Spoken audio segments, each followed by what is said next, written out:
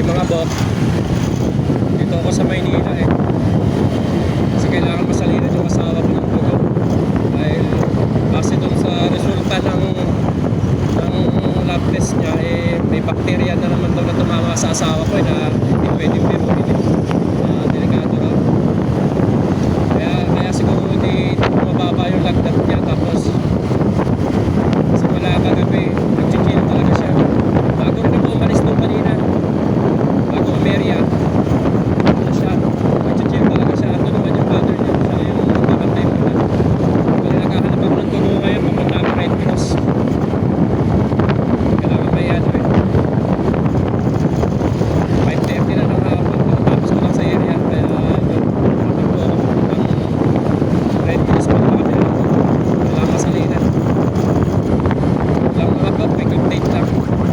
Thank you.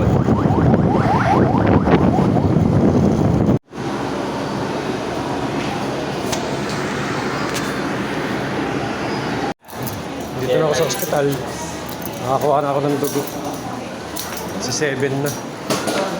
Bali, i-deposit ko na lang sa blood bank para makuha ko yung stamp. Para maibigay sa ward.